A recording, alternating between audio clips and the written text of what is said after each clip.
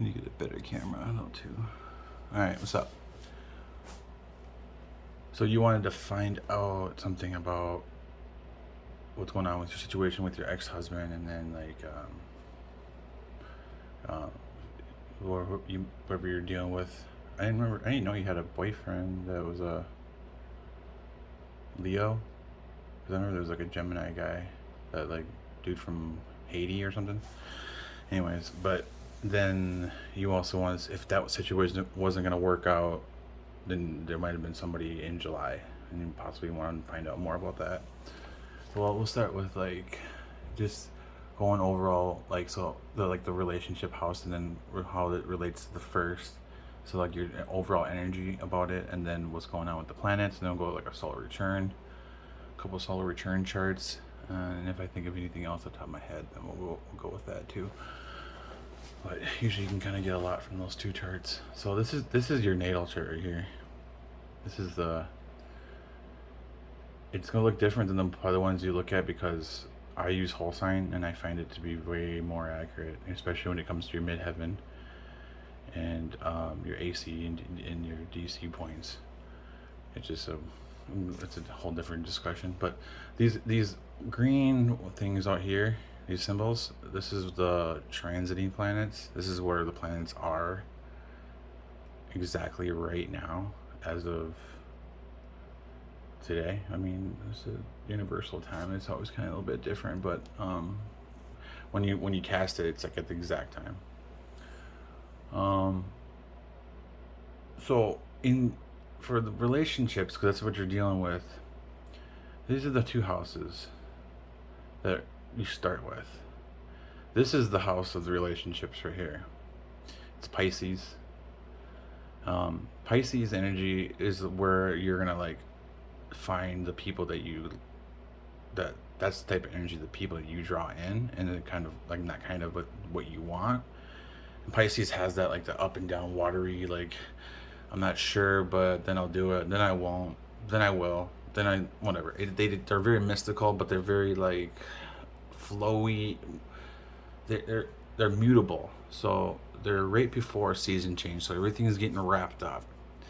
Like, you want to wrap things up and then go on and get ready for the next thing, because it's ready to like, change, ebbs and flow. And so that means like either like you like to date a lot, or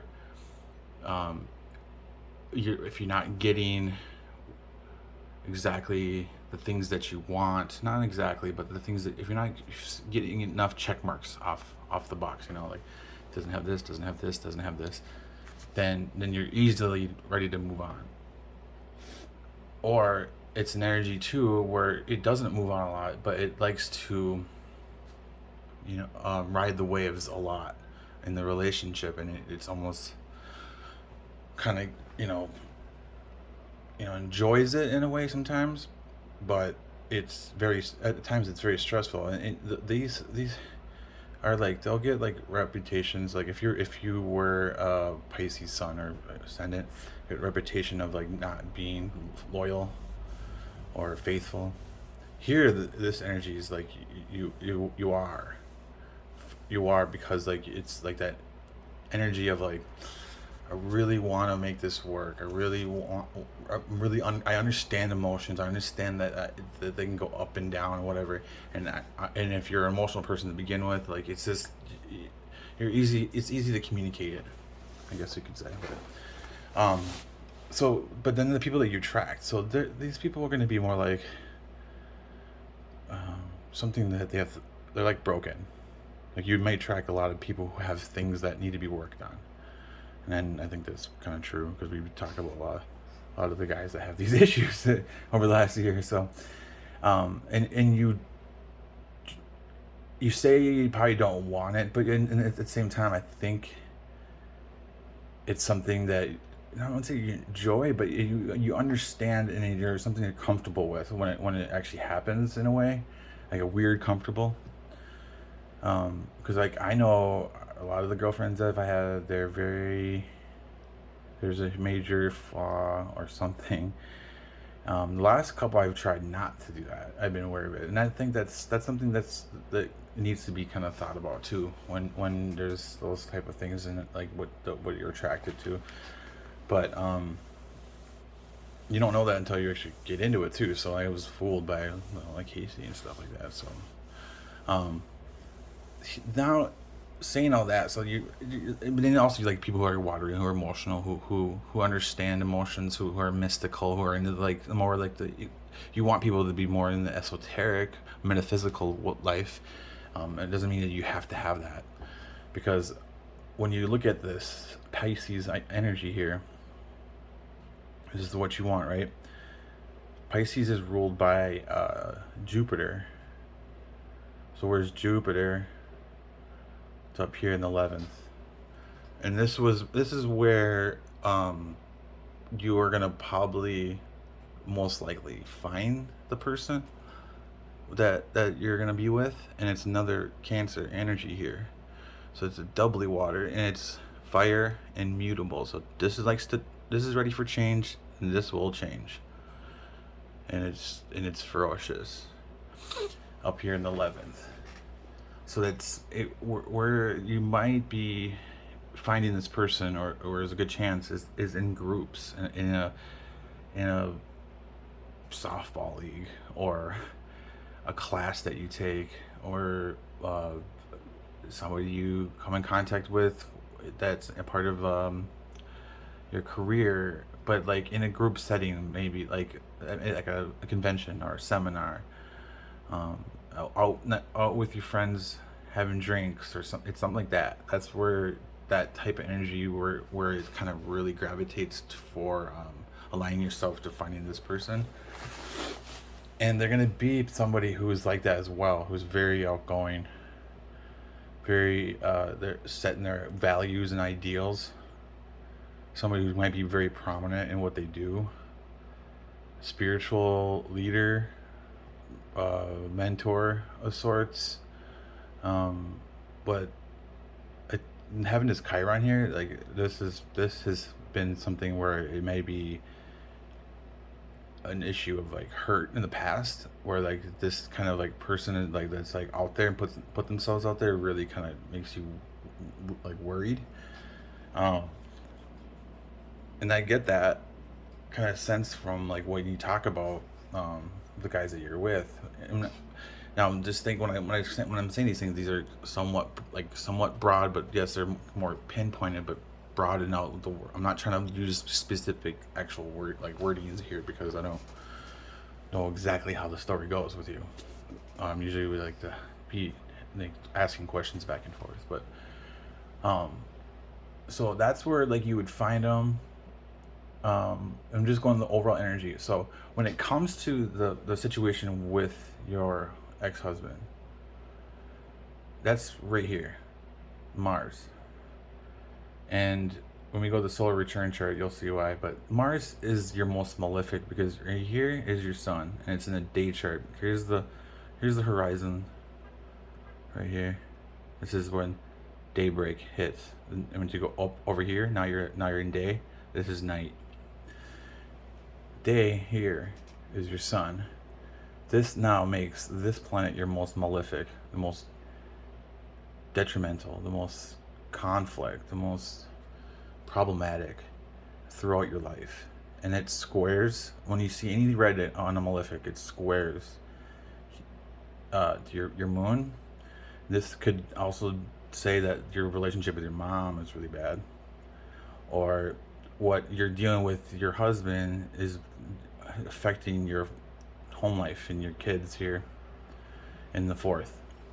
So there's a huge issue here with home life,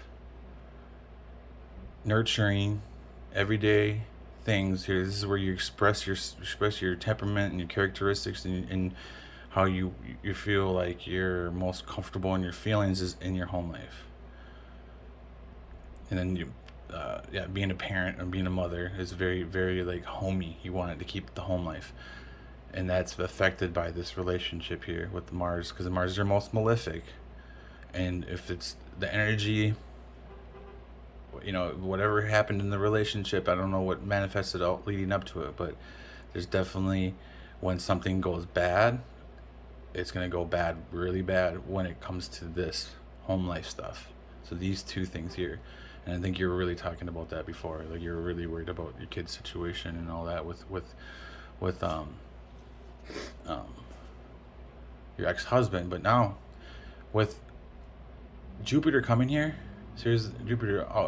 This is the where it's exactly at right now.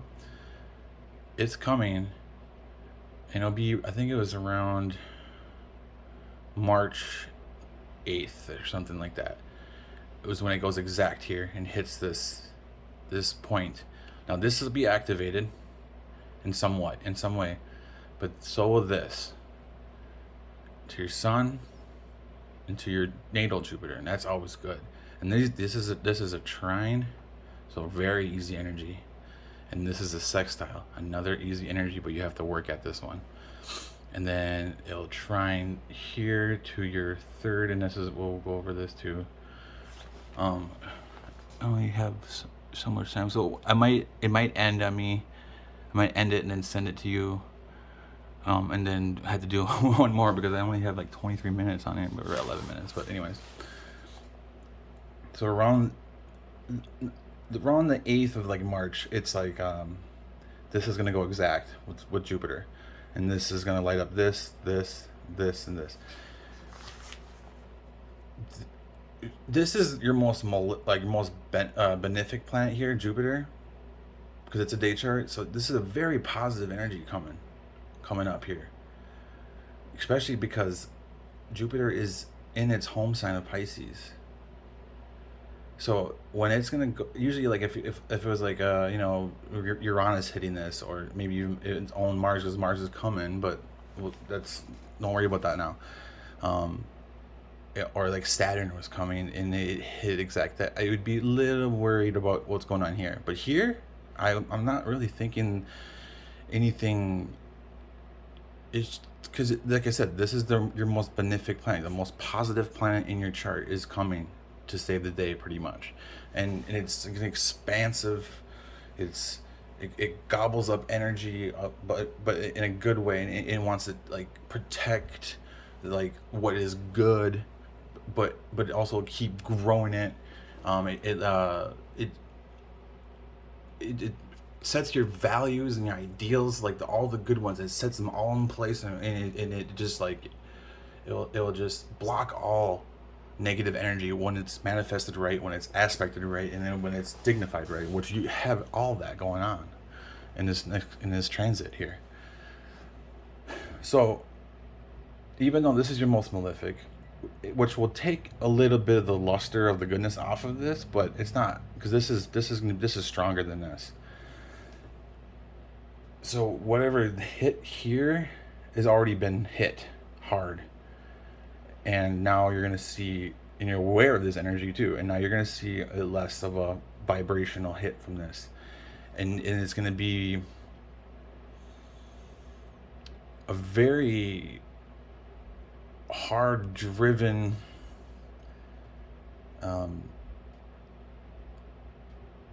something is going to be very like driven, like you're going to be driven very hard to this 11th house of groups and friendships and innovation and technology is part of the 11th house. But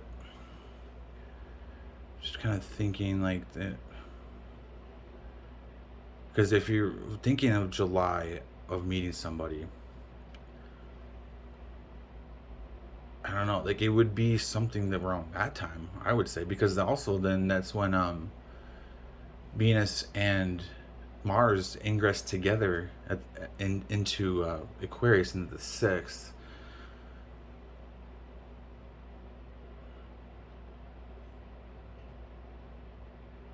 Yeah, so that's a little bit conflicting now, but this overall though is gonna be something positive when this hits. Like, this is what I was telling you about. This is where you're gonna find. This is where you will find most likely your partner, and this is gonna just explode it all. Like, just something's just gonna like happen like intensely and big time, and it'll come in fast too. And it's also, if if this is overpowering and then you're just focused on this, that's which is fine because you're training this. If this is not what you really think it's going to be, if it's not the relationships you want it to be, but this is still going to push you in this direction. But then there's this energy where like you have to kind of work at this one though, but it's good. And then this one has to do with, this is probably why they said career and stuff like this, is because this is will deal with your career and what you're doing, and this can possibly find some type of business partner, a business partnership, or there's going to be something to do to uplift some type of relationship that's going to uplift like a situation when it comes to what you're trying to do in your career, because this is your drive here, what you want to do for the rest of your life. This is what your righteous aim is, and this is in like the temple house. This is the house of spirituality. This is the house of like like how you define your own spirituality, what you want to do with your spirituality. And then also it's about like journalism, and it's about foreign travel, it's about higher education, it's about teaching. You got a teaching aspect in here with this Mercury, and then it's opposite of the third too, so there's a good correlation of like understanding your environment. This can also lead to like a more of an ego based situation too, but like I don't feel that in the energy at all. I just feel like what's going on with the transits is making you try really hard about certain things, and that's a whole nother conversation. But there's a partnership aspect here about business that could be found in a group. There's a partnership aspect here about spirituality that can be found in a group. There's a partnership aspect about higher education that can be found in a group. So this also could be a love situation, passionate about spirituality, that's found in a group as well.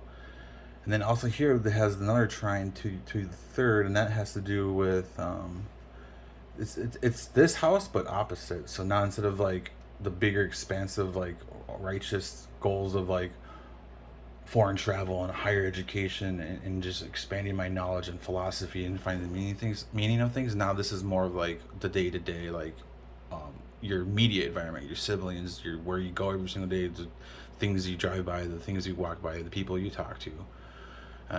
And you have this Pluto energy here, and there's a lot of like communicative aspects too in this house, where it's like you obsess over some things and try to find the meanings behind them, and unearth a lot of things.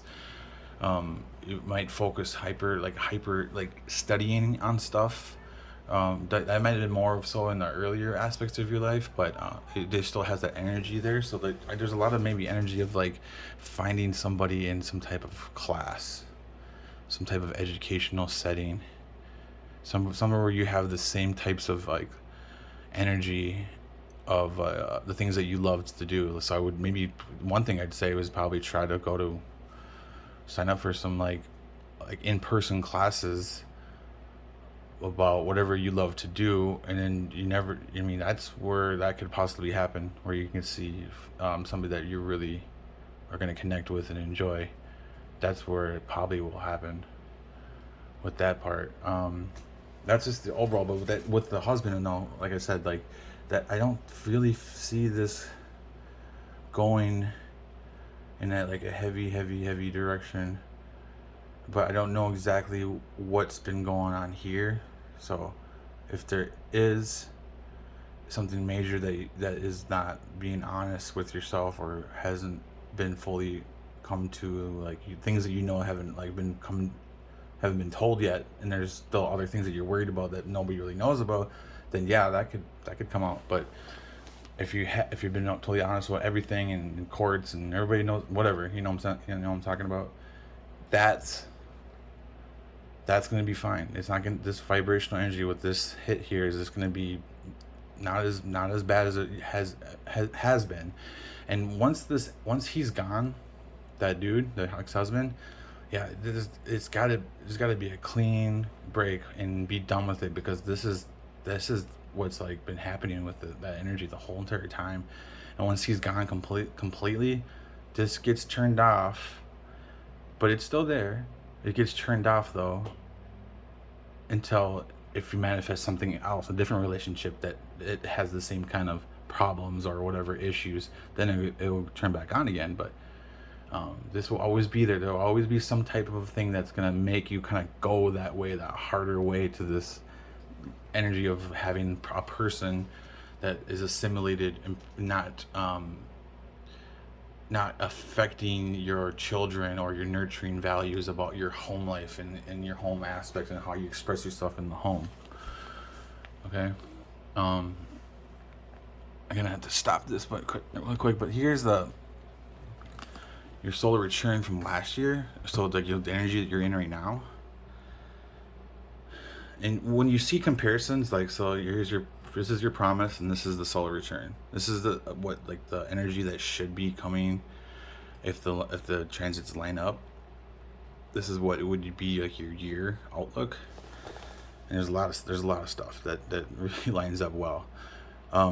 So when you see stuff like this, Pisces here in the 7th, Pisces here is your AC. When your AC in the solar return will activate stuff here in your promise. So what one of the themes of your year is going to be was relationships. And whatever you manifested throughout your 12-year cycle, because every 12 not 12-year cycle, but every year the sun goes around, 365 days. Whatever you manifested the year before that's what's going to be the energy. So whatever was going on with your ex-husband the year before 2021 of your birthday, then that was going to be one of the major themes of what was going on, and that's what was going on. Plus, that also affected this energy can like downplay this and make this more negative too, when it's been like this was such a big deal throughout your whole year, and that Mars gets activated even more so because it's the return. It's solar returns ascendant. I'm almost running out of time here, but and then here, since the Mars is activated, look at where the Mars is here, Cancer. So that was kind of an indicator of what was gonna go happen here. Like this relationship, AC here in solar return is actually your 7th house in your promise. So this is actually your 7th, saying what am I dealing with here?